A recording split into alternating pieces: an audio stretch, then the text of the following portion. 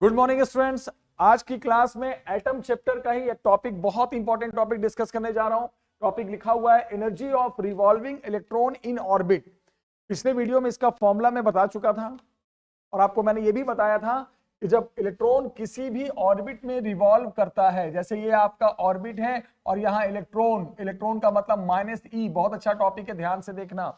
Revolve कर रहा है चारों तरफ, किसके, ये सब किसके लिए होता है? ये सब जो मैं पढ़ा रहा हूं H एटम के लिए।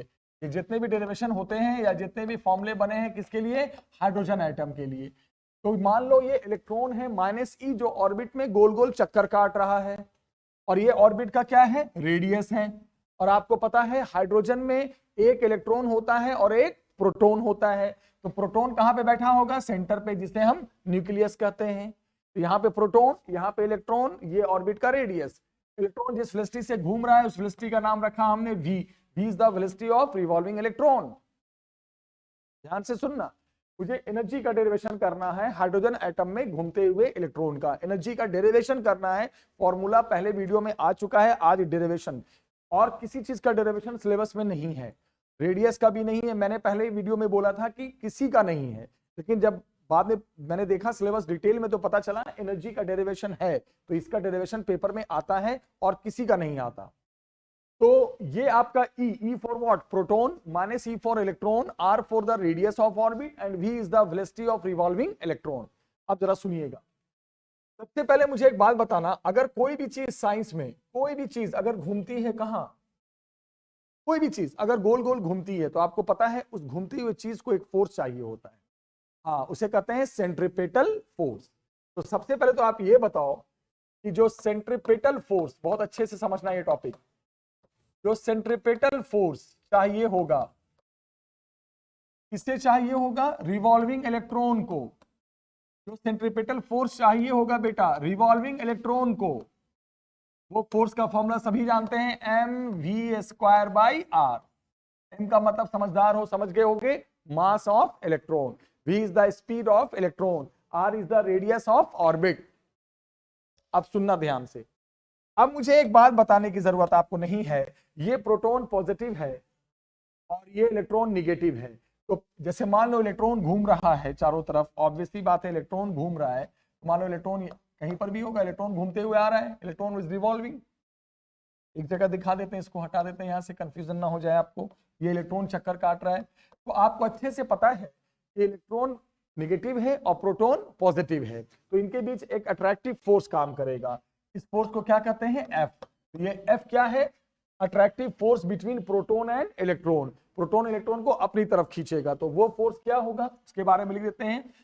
अट्रैक्टिव फोर्स, अट्रैक्टिव फोर्स, ध्यान से देखना, attractive force on electron, on electron, electron पे जो लगेगा, कौन लगाएगा? बाय प्रोटॉन, जो एक प्रोटॉन बैठा हुआ है न्यूक्लियस की जगह पे। वो फोर्स कितना होगा? सभी जानते हो, फॉर्मूला होता है K, दो चार्जेस के बीच force K Q1 Q2/r²। Q1 क्या है? प्रोटॉन, Q2 क्या है? इलेक्ट्रॉन, अपॉन कितना? r²। अब बच्चे ये बोलते हैं कि सर इलेक्ट्रॉन तो माइनस चार्ज था, बट आपने माइनस लिया नहीं, हमने सिर्फ वैल्यू लिया, माइनस तो कंसीडर किया ही नहीं दूसरे चार्ज का। तो ये भी मैं पहले बता चुका हूं, सुन लो। फोर्स, ये फॉर्मूला किसका है? फोर्स का है। और फोर्स कैसी क्वांटिटी है? डायरेक्शन वाली क्वांटिटी है। इधर फोर्स का डायरेक्शन है प्रोटॉन की तरफ, यानी कि कह सकते हैं सेंटर की तरफ।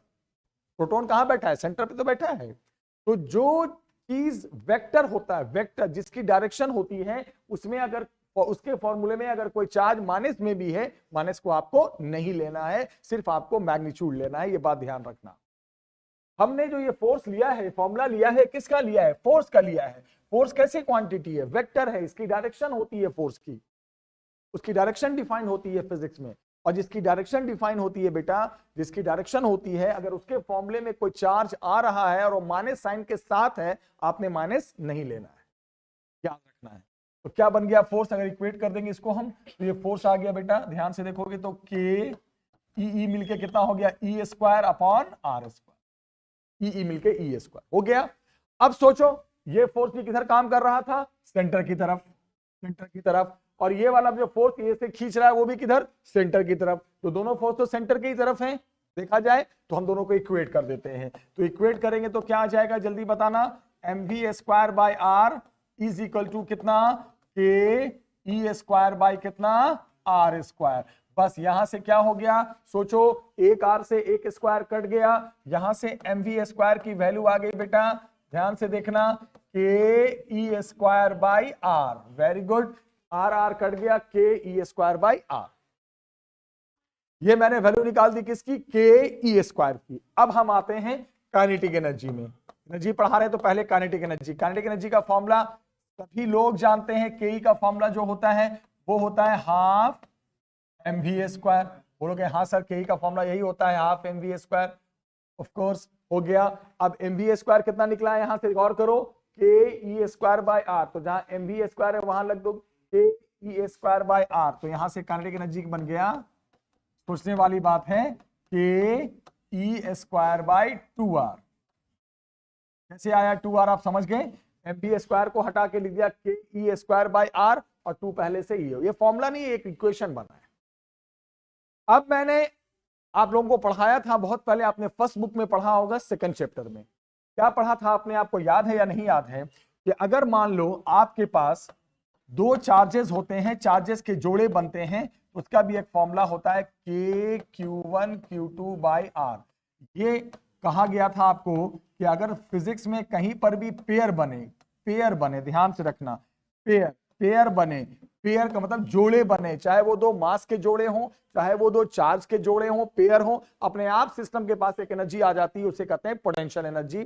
फॉर्मूला होता है के Q1 Q2 bye are.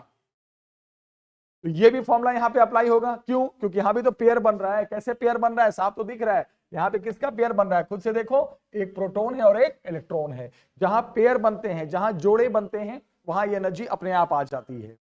Kinetic energy तो वेलोसिटी की वजह से आई, लेकिन पोटेंशियल एनर्जी वेलोसिटी की वजह से नहीं आ रही है। ये जब पेयर बन रहे हैं, चार्ज का पेयरिंग हो रहा है, सिस्टम में दो चार्ज आते हैं, और जहां फिजिक्स में जोड़े बनते हैं, चाहे वो मास का जोड़ा हो, चाहे वो चार्ज का जोड़ा हो, यानी पेयर हो, अपने आप ये पोटेंशियल एनर्जी डेवलप हो जाती है। तो आप क्या बोलोगे, सर इस पैटर्न से तो पोटेंशियल एनर्जी भी आ जाएगा। मैंने कहा हाँ बिल्कुल आ जाएगा। तो अब देखने वाली बात है, के, बिल्कुल के लिख दिया आपने, के Q1 Q2। तो Q1 एक तो प्रोटॉन है और दूसरा क्या है, इलेक्ट्रॉन। लेकिन यहां पे एक बात देखो, कंसेप्ट आ गया ना, यहां हमने माने साइन इलेक्ट्रॉन का लिया है,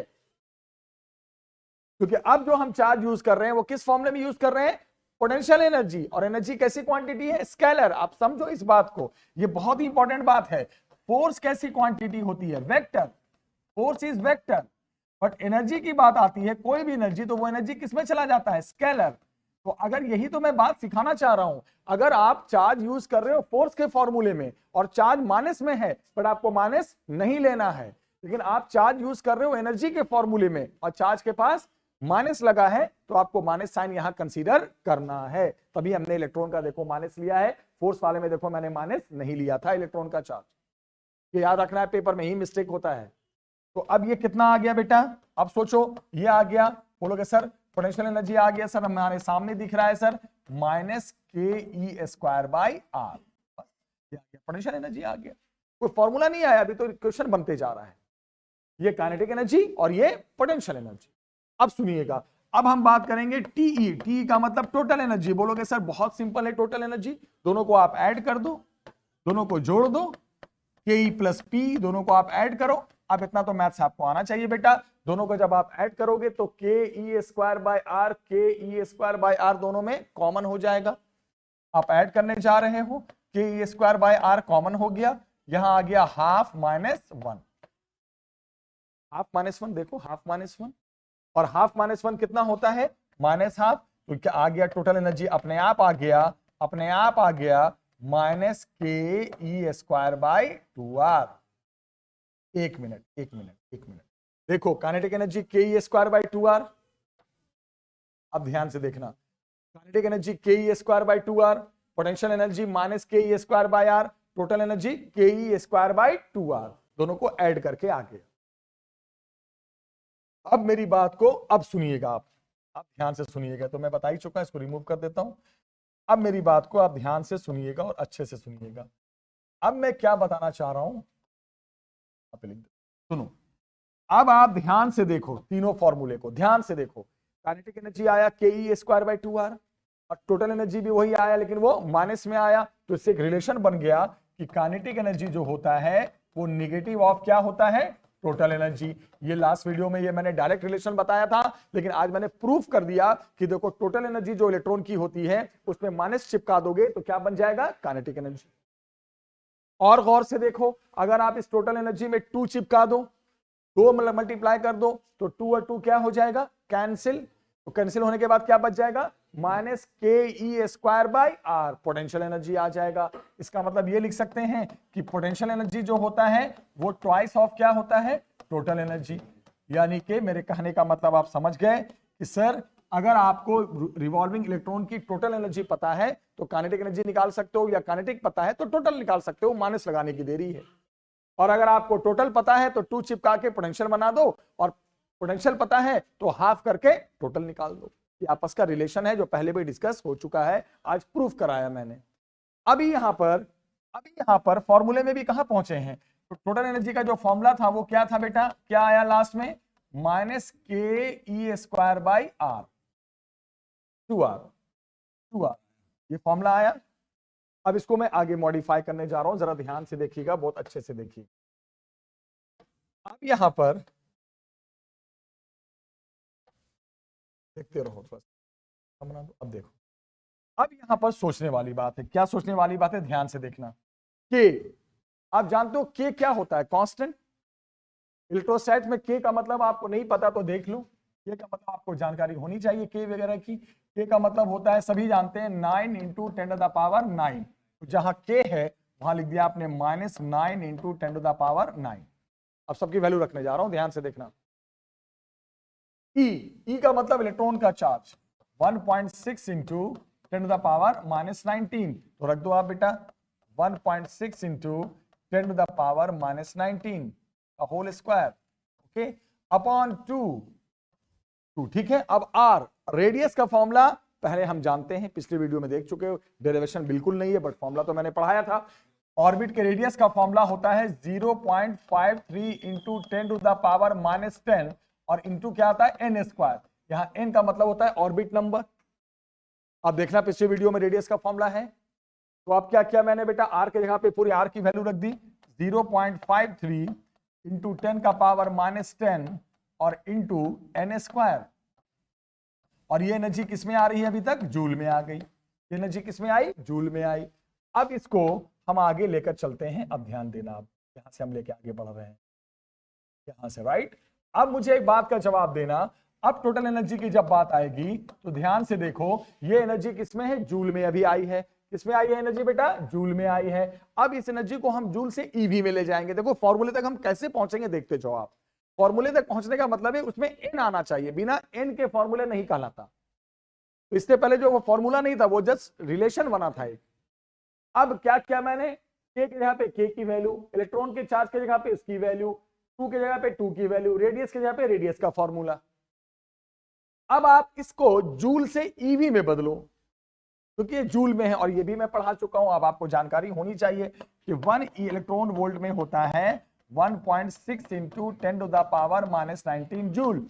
तो 1 जूल में कितना हो जाएगा बेटा, 1/1.6 × 10⁻⁻19 ईवी। तो अब क्या करेंगे, ये एनर्जी जो जूल में आया है इसको अब हम ईवी में बदल देंगे। कुछ नहीं करना, इतना से मल्टीप्लाई कर दो, वो ईवी में आ जाएगा। तो अब टोटल एनर्जी आ गया बेटा 9 × 10⁻9 × 1.6 × 10⁻⁻19। सब कुछ दोबारा लिख दो जैसे लिखा हुआ है, अपॉन सब कुछ लिख दो 2 × 0.53 × 10⁻⁻10। बस इसके साथ इतना और मल्टीप्लाई कर दो ताकि ये जूल से ईवी में आ जाए। तो नीचे इतना आ जाएगा 1.6 × 10⁻⁻19 और नीचे पहले से क्या है, n में n²। अब ये एनर्जी सीधे जूल से किस में आ गई, ईवी में, इलेक्ट्रॉन वोल्ट। यहां तक तो समझ में आ गया होगा, सबकी वैल्यू रख दी। उसके बाद वो एनर्जी जो आया वो जूल में आएगा ऑब्वियसली। अब जूल को ईवी में बदलना है, तो 1 जूल में कितना ईवी होता है, 1 ईवी में इतना जूल, तो 1 जूल में इतना ईवी। मैंने क्या किया, इसको हटाकर इतना रख दिया नीचे, तो ईवी में आ गया। अब बात करते हैं फिनिश। अब आप बोलोगे सर सब कुछ हो चुका है। अब जरा ध्यान से देखना, अब आप सॉल्व करोगे तो बहुत बच्चों जैसा सॉल्व हो जाएगा, जो छोटे बच्चे करते हैं। ये एक पावर से एक पावर उड़ गया, ऑब्वियसली उड़ गया। 10 का पावर बचेगा क्या बेटा, 9 into 1.6 into 10 to the power -19, ऊपर जाएगा तो ये -9, ठीक है ना। ये ऊपर जाएगा तो ये यहाँ पे -19 है, एक कट जाएगा बेटा तो -9, और पहले से देखना 10 का पावर 9 पहले से भी है, अपॉन नंबर सॉल्व करोगे 2 इंटू 0.53 और नीचे आ गया n², बिल्कुल इतना आ जाएगा। अब हम जब इसको आगे लेके चलेंगे, तो अलग से है ना, इसको अलग, अब हम जब इसको आगे लेके सॉल्व करेंगे, देखते जाओ एकदम सिंपल है। तो ये जो पावर था ये भी कट ही गया। अब ये जितने भी नंबर है ये सॉल्व करो, और सॉल्व करने के बाद अब मैं जो लिख रहा हूं वो इतनी ही वैल्यू आएगी, -13.6, और नीचे पहले से क्या है n², और एनर्जी किस में आ गई, इलेक्ट्रॉन वोल्ट में। This is the final formula of the total energy of the revolving electron in the orbit. यही फॉर्मूला हुआ करता था, याद देखना पिछली वीडियो।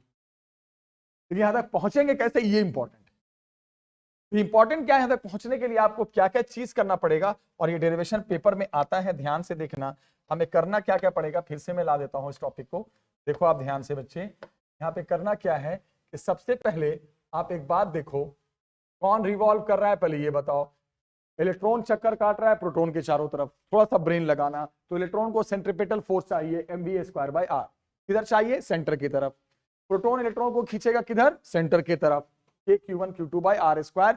फोर्स में नेगेटिव साइन नहीं रखना, वेक्टर है, वेक्टर में माइनस साइन नहीं लिया जाता फोर्स में। दोनों को इक्वेट कर दो, बहुत सिंपल है, वहां से mv² आ जाएगा, फिर काइनेटिक एनर्जी ½ mv² k आ जाएगा। फिर मैंने क्या बताया k निकालने के बाद, फिर मैंने ये बताया आपको कि जहां चार्ज के जोड़े बनते हैं वहां पोटेंशियल एनर्जी होती है। क्या फॉर्मूला होता है, Q1 Q2/r। तो Q1 के यहाँ पे E, Q2 के यहाँ पे -E प्रोटॉन। लेकिन आप बोलोगे सर फिर वही बात आ गई, यहाँ पे आपने चार्ज का माइनस साइन क्यों लिया। मैंने बताया था ना कि एनर्जी जो है वो कैसी क्वांटिटी है, स्केलर। स्केलर में माइनस साइन को कंसीडर करना है, तो यहाँ से पोटेंशियल एनर्जी का इक्वेशन बना। दोनों को जोड़ दोगे टोटल बनेगा। लेकिन ये फॉर्मूला नहीं है, फॉर्मूले में तो n आना चाहिए, ऑर्बिट नंबर आना चाहिए। तो अब हम आगे बढ़े, अब हमने क्या फील किया, पहले रिलेशन देखा मैंने, रिलेशन ये आया। फिर मैंने क्या किया बेटा, k की वैल्यू अलग, E की अलग, 2 की अलग, रेडियस की अलग, सबकी वैल्यू देखो वहां होती है, सबकी वैल्यू उठा के रख दिया। रखने के बाद ये जूल में आया, उसको फिर EV में बदल दिया। इलेक्ट्रॉन वोल्ट में बदलने के लिए क्या किया, इतना से और डिवाइड कर दिया। फिर आप सॉल्व करते जाओगे, n² साइड करोगे, एक फिक्स नंबर आ जाएगा 13.6। तो ये डेरिवेशन पेपर में आता है, सिलेबस में है, और किसी चीज का नहीं है, ना रेडियस का है, ना इलेक्ट्रॉन की स्पीड का है, ना फ्रीक्वेंसी का है, बट ये डेरिवेशन आता है, इसलिए मैंने करा दिया। किसी भी ऑर्बिट में, second orbit, third orbit, fourth orbit, fifth orbit, किसी भी ऑर्बिट में आप इलेक्ट्रॉन की एनर्जी निकाल सकते हो, चाहे वो किसी भी ऑर्बिट की बात करे, फर्स्ट ऑर्बिट की बात करे, सेकंड ऑर्बिट की बात करे, इस फॉर्मूले से आप निकाल सकते हो। जैसे मान लो एनर्जी को मान लिया मैंने, अब एनर्जी को मैं जैसे मान लो E1 लिखता हूं, E से लिखता हूं। तो फर्स्ट ऑर्बिट में अगर एनर्जी निकालनी है तो E1, सेकंड ऑर्बिट में निकालनी है E2, थर्ड ऑर्बिट में निकालनी है E3, फोर्थ ऑर्बिट में निकालनी है E4, फिफ्थ ऑर्बिट में निकालनी है E5। तो जिस ऑर्बिट में निकालनी है, अब आप इलेक्ट्रॉन की प्रैक्टिकल एनर्जी निकाल सकते हो। जैसे फर्स्ट ऑर्बिट में निकालनी है तो n क्या रखेंगे, 1 रखो, कितना आ जाएगा, -13.6 eV। और इसे मैंने पहले भी बताया था, आज फिर देख लो, इसे कहते हैं ग्राउंड स्टेट, ये ग्राउंड स्टेट में है। फिर n=2 रखोगे, सेकंड ऑर्बिट में आ जाएगा। डायरेक्ट रखो, सॉल्व करोगे तो इतना ही आ जाएगा, 2 2 4 इतना आ जाएगा। ये रट जाना है, सब याद रखते हैं बच्चे। इसे कहते हैं first excited state, this is called first excited state. फिर जब आप थर्ड ऑर्बिट में जाओगे तो n के यहाँ पे 3 रखोगे, 3 3 9, सॉल्व करोगे तो -1.51 eV आ जाता है, इसे कहते हैं सेकेंड एक्साइटेड स्टेट। फिर मान लो 4 रखोगे यहाँ पे, तो 16 से डिवाइड करना पड़ेगा, ये आ जाएगा -0.85 eV, इसे कहेंगे थर्ड एक्साइटेड स्टेट। फिर फिफ्थ ऑर्बिट में जाना तो 5 रखो, 5 5 जा 25, डिवाइड करोगे तो ये फिक्स वैल्यू आ जाएगा बेटा, -0.44 eV, ये हो गया फोर्थ एक्साइटेड स्टेट। इस तरह एनर्जी का फॉर्मूला भी डिराइव हो सकता है, और कम से कम 5 ऑर्बिट की एनर्जी हम याद रख सकते हैं। तो आज के इस लेक्चर में मैंने पूरा एनर्जी का डेरिवेशन करा दिया, ये डेरिवेशन पेपर में आता है, इसकी सेपरेट वीडियो बना दी। नेक्स्ट वीडियो में नए टॉपिक के साथ मिलेंगे, तब तक वीडियो लाइक करो, शेयर करो और पढ़ाई करो। Okay, take care.